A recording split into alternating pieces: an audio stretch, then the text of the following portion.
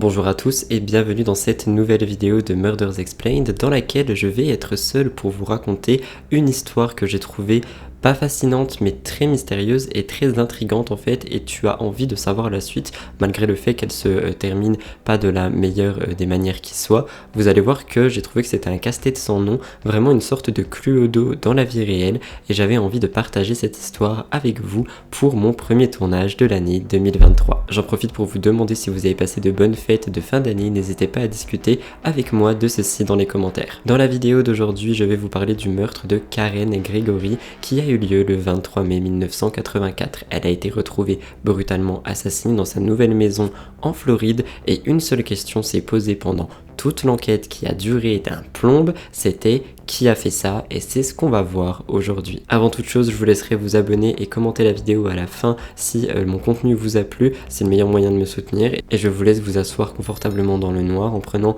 une petite boisson chaude et laissez-moi vous raconter l'histoire de Karen Gregory.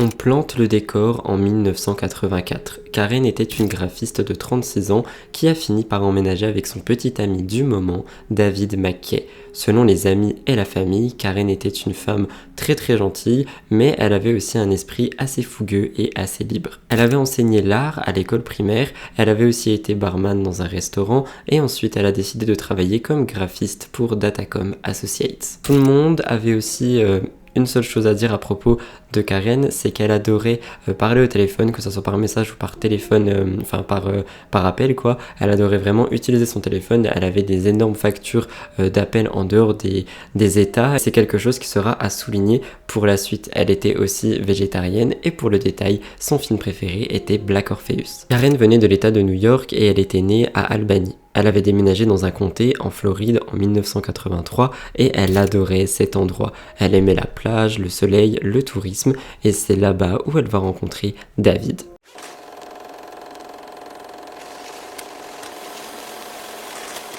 Ça, c'était pour vous faire une présentation de Karen Gregory. On va tout de suite sauter dans les faits, et à partir de là, je vais vraiment vous demander votre attention parce que vous allez voir que cette affaire est vraiment un casse-tête. Les faits importants de cette vidéo commencent le 22 mai 1984. Karen avait déménagé certaines choses de son ancien appartement qu'elle partageait avec Anita Kilpatrick, son ancienne colocataire, pour emménager dans sa nouvelle maison en Floride avec David afin d'avoir un lieu pour le couple. Ce jour-là précisément, son petit ami David était hors de l'état de Floride étant donné qu'il était dans le Rhode Island afin de assister à une conférence à laquelle il prenait part. On saura que Karen a aussi vu une amie à elle vers 20h, son amie Nevern, et qu'elle est allée chez elle pour dîner. Ce soir-là, Karen dira d'ailleurs à son amie qu'elle adore son travail, qu'elle adore sa vie actuelle, qu'elle adore son petit ami, qu'elle est vraiment heureuse dans sa vie, et c'était vraiment une soirée entre filles quoi. Entre minuit et 1h du matin, le 23 mai 1984, Karen quitte la maison de son amie pour se rendre chez elle, dans sa nouvelle maison.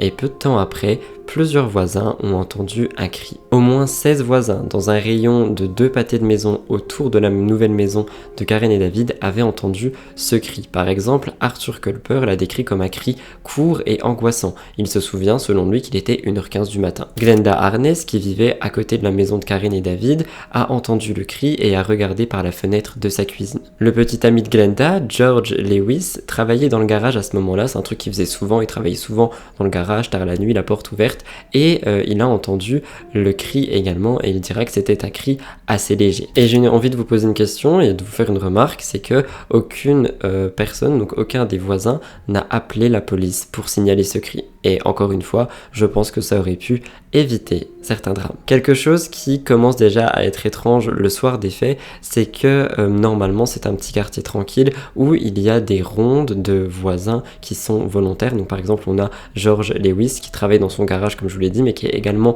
pompier et aussi du comité de sécurité du quartier, ce qui fait qu'il est censé faire des rondes et le quartier est vraiment très très surveillé. Donc si on avait vu un intrus ou une personne du genre, on l'aurait remarqué. Pour en revenir à George Lewis, on apprendra qu'il travaillait dans son garage avec la porte ouverte mais la radio allumée et que donc il a dit qu'il a entendu le cri mais que selon lui il était très faible et provenant de loin. Il a dit qu'il est allé dans la rue voir quelques minutes ce qui se passait, s'il se passait quelque chose, il n'a rien vu de suspect donc il est retourné à l'intérieur de son garage. Et je suis quasiment sûr de pouvoir vous dire que la mort de Karen Gregory aurait pu être évitée.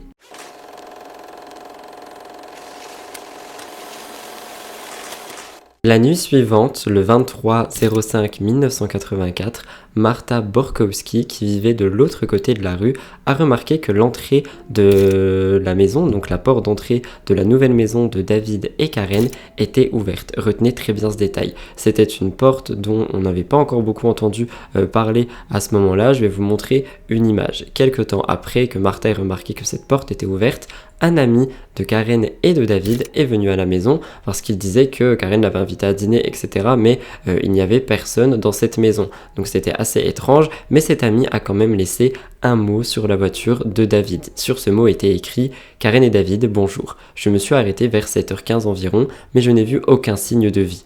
Beaucoup à faire ce soir, donc je ne serai probablement pas de retour, mais j'ai quelque chose que vous vouliez. Je serai à la maison, pas trop tard. » Pour le détail, cet homme s'appelle Peter et on reviendra à lui juste après. Au final, c'est David qui va essayer d'appeler Karen depuis le Rhode Island pour prendre des nouvelles de sa chérie, enfin bref, il a le droit quoi. Il a essayé de l'appeler, mais ça n'a pas répondu. Donc il a commencé à s'inquiéter et il s'est dit...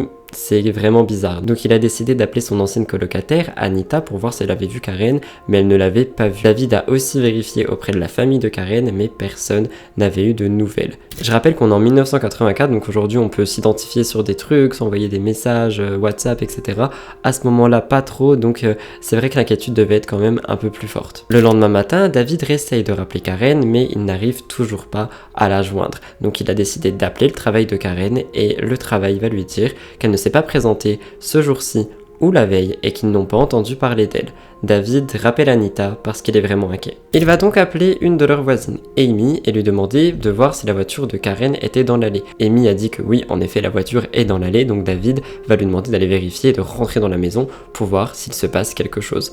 Amy a frappé à la porte, mais il n'y a pas eu de réponse. Je rappelle que, de base, comme l'a dit les voisins, la porte était ouverte. Qui est venu la fermer? Elle va aussi remarquer qu'il y avait du verre cassé en bas de cette porte et le verre était éparpillé sur à peu près tout le porche. Amy regarde par la fenêtre et elle va voir en fait un lit qui est défait et la moitié du corps inférieur d'une femme qui est recouverte de sang séché. Elle pouvait pas voir le visage de la femme, mais je vous le dis, c'était Karen Gregory. Donc le prochain appel que David va faire envers sa maison ne va pas être fait envers Anita ou Karen ou peu importe, mais c'est bien un enquêteur de police qui va répondre et qui va tout lui raconter.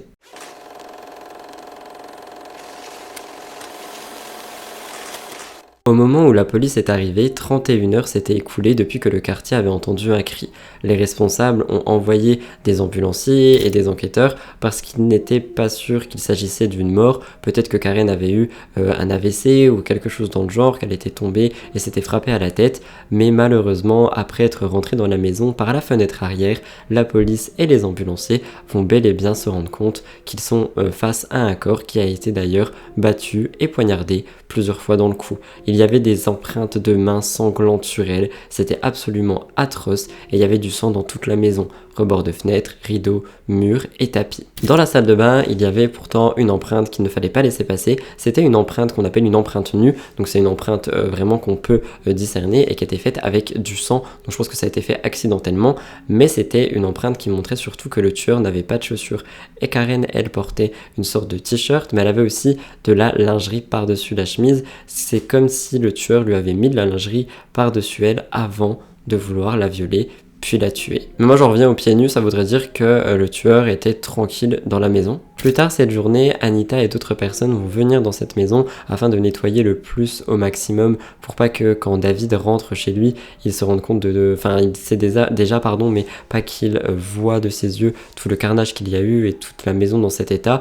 Mais malheureusement elles n'auront pas eu le temps, et ça c'est un truc que j'ai vu du coup via cette vidéo, c'est que la police ne fait même pas le ménage ou range un peu après avoir littéralement transformé une maison en scène de crime. La police va commencer son enquête et va commencer à interroger plusieurs témoins qui seraient d'éventuels témoins le jour-là, et la police n'arrive pas à se rendre compte du nombre incalculable de personnes qui auraient entendu crier Karen. Les lumières étaient éteintes lorsque la police est arrivée sur les lieux, mais rien n'était renversé.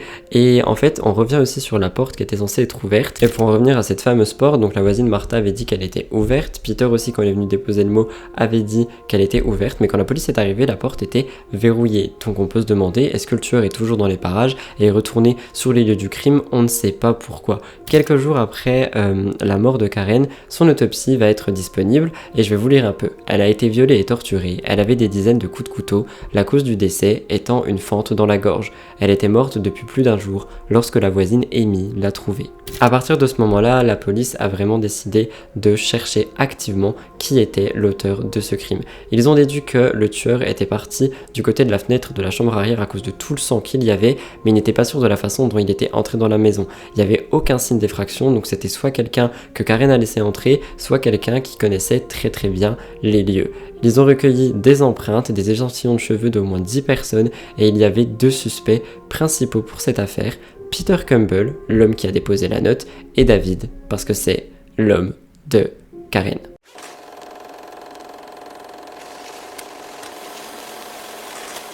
En effet, comme dans la plupart des affaires dont on vous parle, c'est principalement les proches qui sont interrogés en premier et suspectés, et pour l'affaire Karen Gregory, il s'agissait de David, mais David avait un alibi pour ce soir-là. Il était à plus de 2000 km de la Floride, il était dans le Rhode Island comme je vous l'ai dit, donc les enquêteurs ont essayé de voir si c'était possible qu'il fasse l'aller-retour, donc en gros qu'il aille dans le Rhode Island, qu'il retourne en Floride, qu'il tue Karen, qu'il retourne dans le Rhode Island et qu'il fasse genre qu'il n'est jamais retourné en Floride. C'est effectivement possible, mais personne ne pense qu'il ait pu faire ça, et surtout il n'avait acheté des billets que pour un seul vol. La police a aussi demandé à David s'il manquait quelque chose dans la maison une fois que le nettoyage etc a été fait, et selon lui il manquait un morceau de body en lingerie, si j'ai bien compris, parce que les traductions étaient très compliquées à faire, mais tout ce que je sais c'est que c'est un vêtement, peut-être un vêtement intime que Karen avait acquis il y a quelques temps, qui était à sa taille, qui était blanc et qui manquait dans la maison. Donc moi j'ai vraiment traduit ça par un body de lingerie en dentelle blanche, mais ça peut être une autre sorte de vêtement, mais c'est tout ça pour dire qu'un objet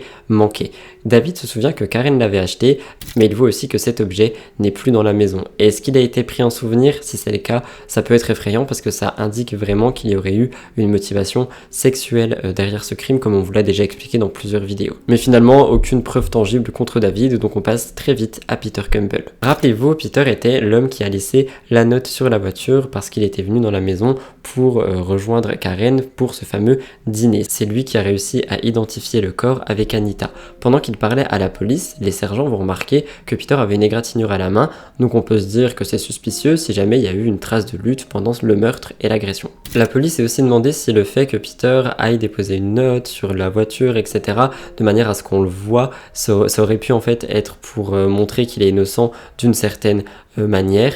Et quand Anita va apprendre tout ça, elle était un peu paniquée parce que Anita et Peter sont allés jusqu'à Albany pour les funérailles de Karen, ils y sont allés ensemble, et quand la police a prévenu Anita, elle s'est dit qu'elle était peut-être dans la voiture du tueur, et Peter a fini par partir en vacances à Boston, et quand il est rentré, il est allé au poste de police pour un interrogatoire, et il affirme qu'il n'avait pas remarqué le verre brisé de la porte, mais la police ne le croyait pas vraiment, parce que si le tueur est revenu à verrouiller cette porte, il était aussi possible qu'on casse du verre à ce moment-là. La police a aussi demandé à Peter s'il avait une relation amoureuse avec Karen, s'il y avait quelque chose de ce type, vu qu'il aurait pu avoir ce genre de motivation derrière le crime. Ils ont fini par prendre ses empreintes, plainte et au final c'est la petite amie de Peter qui lui dira de trouver un avocat après l'interrogatoire parce qu'on ne sait jamais ce qui aurait pu se passer. Les mois passent et on est maintenant en décembre 1984. Une fête est organisée pour Marie Messervey. Elle était chauffeuse de bus et elle venait de terminer son emploi, donc c'était une sorte de pot de départ en fait et toute la ville de Gulfport était là et cette fameuse Marie a dit à un sergent ce soir-là qu'elle avait également entendu Karen crier. Ce qui est très important à ce sujet et à ce détail, c'est que Marie vit un peu plus loin que les deux pâtés de maison qui ont entendu le cri et c'est un indice qui a vraiment retourné l'affaire et vous allez comprendre pourquoi, parce que ce que Marie dit, donc le fait qu'elle ait entendu le cri d'aussi loin, contredit la version d'une seule personne dans toute cette affaire et c'est celle de George Lewis qui a dit, rappelez-vous, que le cri était très très léger et qui est le voisin le plus proche de cette maison. Il a dit qu'il avait entendu un léger cri, mais si Marie l'a entendu d'aussi loin, comment se fait-il que George l'ait décrit comme un cri si léger, sachant qu'il avait la porte ouverte, qu'il était beaucoup plus proche de la maison de Karen? C'est assez étrange. Donc pour le sergent, l'idée que George soit impliqué dans ce crime, c'est pas possible parce que, comme je vous l'ai dit, il était pompier, il était vraiment actif dans la sécurité du quartier, etc. Et par conséquent, c'était pas possible. En plus de ça, c'était un ami à la police. La police a décidé de vouloir interroger George. Il n'est pas venu la première fois, mais en janvier 1985, il est revenu et il a fait un test polygraphe. Il a échoué à chaque fois. Il continuait de décrire le cri comme faible, mais maintenant il a aussi dit avoir vu un grand homme aux cheveux roux dans la cour avant de Karen. Pourquoi est-ce qu'il n'a pas mentionné ça auparavant, sachant que lui-même est roux? Ça faisait un détail supplémentaire assez bizarre en plus. Il a dit qu'il avait peur parce que cet homme savait où il vivait et personnellement je trouve ça aussi bizarre parce qu'il est ami avec des sergents, donc il avait peur de quoi? La police a décidé de vouloir suivre cette piste et ils ont décidé d'aller vers chez George et de voir un peu ce qu'ils auraient pu voir en fonction de la nuit, etc. pour voir si la version de le grand homme roux est possible et si George aurait pu en effet voir cet homme. La police va dire que c'est impossible de voir à cette distance le fait en sachant qu'il fait nuit, etc. Donc pour la police, George ment et il devient de plus en plus suspect, d'autant plus que d'autres informations contradictoires sont apparues parce que George, qui dit n'avoir pas vu Karen ce jour-là, dit l'avoir vu laver sa vaisselle dans la fenêtre de sa cuisine. Beaucoup trop de choses commencent à ne plus coïncider ensemble et la police se tourne vers George Lewis.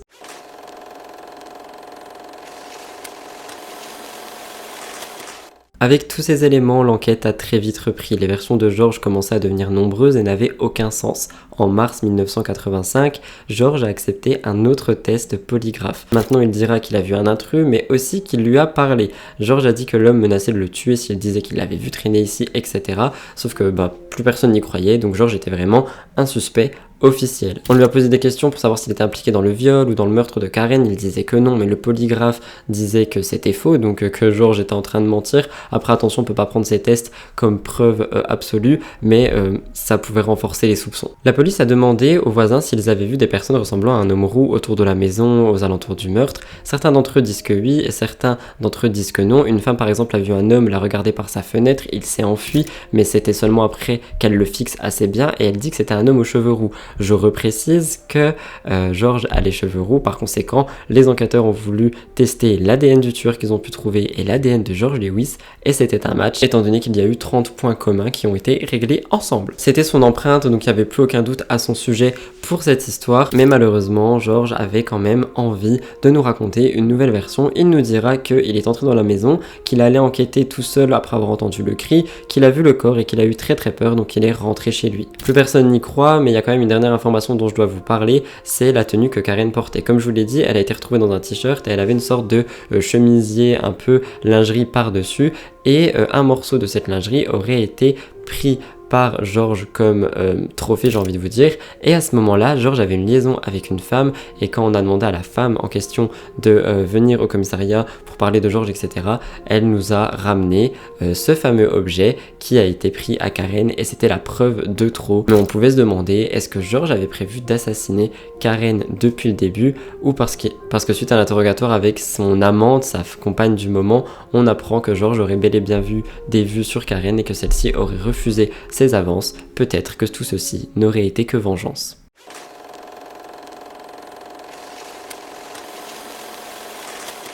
Finalement, George Lewis a été arrêté en mars 1986, 2 ans après le meurtre de Karen. Il a été reconnu coupable de meurtre au premier degré et d'agression sexuelle. Il est condamné à la prison en perpétuité et il a essayé de combattre cette condamnation. Il a même réussi à convaincre des institutions de l'aider dans cette affaire, mais malheureusement pour lui, il est resté en prison jusqu'à sa mort en 2015, à l'âge de 52 ans.